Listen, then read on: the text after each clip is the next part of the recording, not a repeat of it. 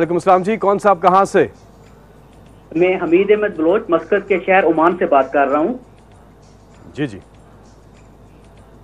मैं खान साहब अस्सलाम वालेकुम। जी हमीद, वालेकुम सलाम।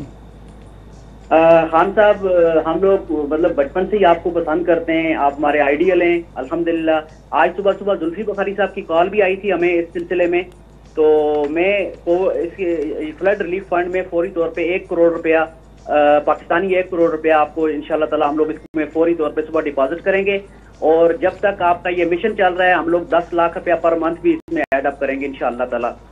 बहुत बहुत शुक्रिया हमीद, माशाल्लाह, जबरदस्त पहली प्लेज 1 करोड़ की। जावेद शेख साहब क्या कहेंगे इस कौम के बारे में, क्या जज्बा है पाकिस्तानी कौम का?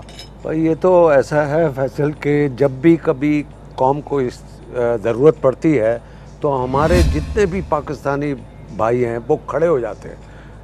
हमने ज़लज़ला देखा, हमने इससे पहले जो तबाहियाँ हुई हैं पाकिस्तान, हमारी कौम तो है इस यानी कि वो ऐसा यानी कि हमने तो ऐसे लोग देखे कि अपने घर बेच के वो इस चंदे में पैसे दे रहे हैं, which is a big thing you know.